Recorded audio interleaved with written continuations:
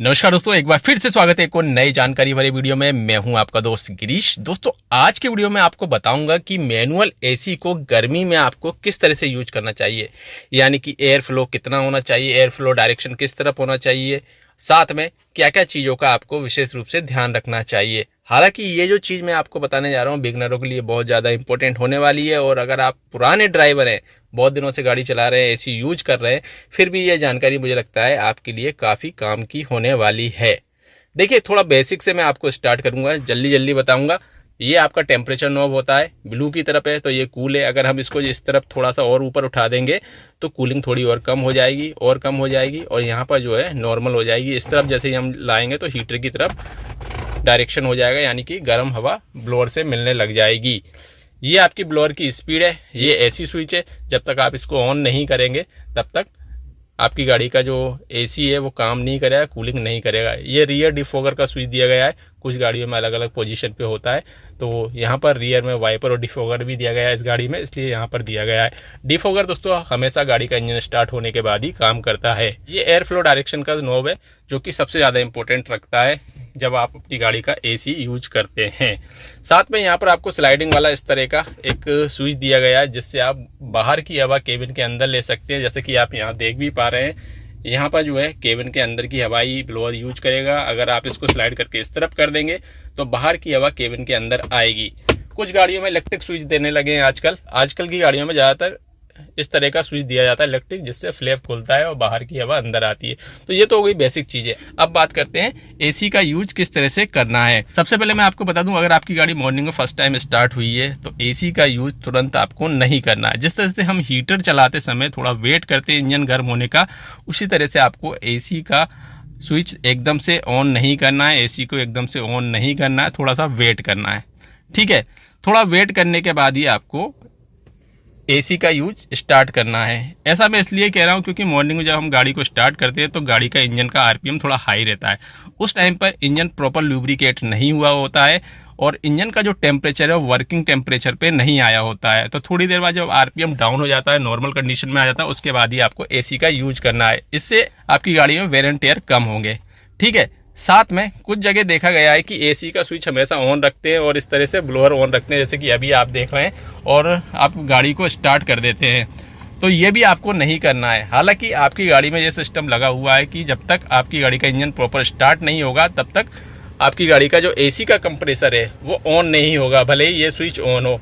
लेकिन फिर भी आपको ये चीज़ नहीं करनी है, यानी कि एसी इंजन स्टार्ट होने के बाद ही स्टार्ट करना है। तीसरी चीज़, यहाँ पर मैंने जैसा कि आपको बताया कि मॉर्निंग में थोड़ी देर बाद एसी स्टार्ट करना है। ये चीज़ मॉर्निंग के लिए ही नहीं है। मान लीजिए आपकी गाड़ी बहुत समय तक रखी हुई है, सुबह आपने स्टार्ट की, बाहर निकाल के रख दी और शाम को फिर स्टार्ट करके आप चल रहे हैं, तब भी आपको इस चीज़ का ध्यान रखना है। थोड़ी देर वेट करने के बाद ही आपको एसी स्टार्ट करना है। ठीक है, अब बात करते हैं एसी का यूज करते समय एयर फ्लो डायरेक्शन किस तरफ होना चाहिए, किस तरह से एसी यूज करना है। तो मैं गाड़ी को थोड़ा सा स्टार्ट ही करके दिखा देता हूँ। तो यहाँ पर मैं गाड़ी को करता हूँ स्टार्ट, तो हमारी गाड़ी का इंजन स्टार्ट हो गया, आप देख पा रहे होंगे, और नॉर्मल कंडीशन में यानी कि नॉर्मल आरपीएम पे हमारी गाड़ी का इंजन है, तो हम एसी को स्टार्ट कर सकते हैं। तो सबसे पहले तो हमको करना है ब्लोअर को ऑन, और एसी स्विच हमने नहीं दबाया हो तो दबा देना है। पहले ब्लोअर ऑन करना है, उसके बाद एसी का स्विच दबाना है। अब यहाँ पर मान लीजिए आप गाड़ी में तुरंत आए, गाड़ी खड़ी हुई है आपकी धूप में, तो सबसे पहले तो आपको पूरे विंडो नीचे कर देने हैं। इससे क्या होगा, अंदर की जो गर्म गैसेस होती हैं, अंदर की जो गर्मी होती है वो बाहर निकल जाएगी। ठीक है, उसके बाद आपको विंडो ऊपर करने के बाद एसी को स्टार्ट कर देना है। अब यहाँ पर लोग गलती ये करते हैं कि एयर फ्लो डायरेक्शन अपने फेस की तरफ रखते हैं, जैसे कि आप यहाँ देख पा रहे हैं फेस की तरफ एयर फ्लो डायरेक्शन है। तो ऐसा नहीं करना है, आपको करना है पैरों की तरफ इस तरह से, और अपनी गाड़ी का ब्लोअर फुल स्पीड में इस तरह से चला देना है। तो मैं ब्लोअर की स्पीड कम कर देता हूँ, आपको बता रहा हूँ क्योंकि नॉइज़ आ रही है। तो फुल स्पीड में ब्लोअर चलाने के बाद एयर फ्लो डायरेक्शन पैर की तरफ रखने के बाद थोड़ी देर तक आपको इसी कंडीशन में गाड़ी चलानी है। अब मैंने एयर फ्लो का डायरेक्शन नीचे की तरफ क्यों रखा, वो इसलिए रखा क्योंकि जो गर्म गैसेस होती हैं दोस्तों वो ऊपर की तरफ आती हैं, और नीचे से हम जब हवा लेंगे ठंडी तो जो गर्म गैस है वो ऊपर की तरफ आके जल्दी से कूलिंग करेंगी। ठीक है, अगर हम सीधे यहाँ पर जो है फेस की तरफ एयर लेते हैं ब्लोअर से तो कूलिंग इतनी जल्दी नहीं होती। तो आपको सबसे पहले इस डायरेक्शन पे यानी कि पैरों की तरफ हवा रखनी है। उसके बाद आपको जो डायरेक्शन है कुछ देर बाद करीब 5 मिनट गाड़ी चलाने के बाद चेंज कर देना है, क्योंकि इस दौरान आपकी गाड़ी में अच्छी खासी कूलिंग केबिन में हो जाएगी। अब यहाँ पर एयर फ्लो डायरेक्शन तो हमने यहाँ पर कर दिया, हमारा ब्लोअर 4 पे चल रहा है, तो इसको भी आपको धीरे धीरे कम करना है। 3 पे लाना है, 2 पे लाना है, और फिर केबिन एकदम ठंडा हो जाए तो आपको इसको मीडियम स्पीड यानी 2 पर ही रखना है। कुछ लोग ये करते हैं कि गाड़ी में ज़्यादा सर्दी लग रही है तो ब्लोअर की स्पीड कम कर देते हैं, जबकि आपको करना क्या चाहिए मैं बात बताता हूँ। इस नॉब को आप देख रहे हैं ना, तो यहाँ से जो है टेम्परेचर कंट्रोल होता है, तो आपको टेम्परेचर अपने हिसाब से कम कर लेना है। ब्लोअर की स्पीड 2 पे ही रखिए, आप चाहें तो 1 पर भी रख सकते हैं, लेकिन कूलिंग ज़्यादा हो रही है तो फिर इस नॉब को घुमाकर आप टेम्परेचर कम कर सकते हैं, यानी इसको गर्म की तरफ घुमा के जो केबिन का टेम्परेचर है वो कम कर सकते हैं। इससे आपकी गाड़ी का फ्यूल भी बचेगा, क्योंकि कंप्रेसर को भी पता चल जाए कि कितनी कूलिंग करनी है, कब स्टार्ट होना है, कब बंद होना है। तो इससे आपकी गाड़ी का फ्यूल बचेगा, साथ में आपकी गाड़ी का जो परफॉर्मेंस है इंजन का वो भी बढ़िया रहेगा, क्योंकि एसी का जो कंप्रेसर है वो हमेशा नहीं चलता रहेगा।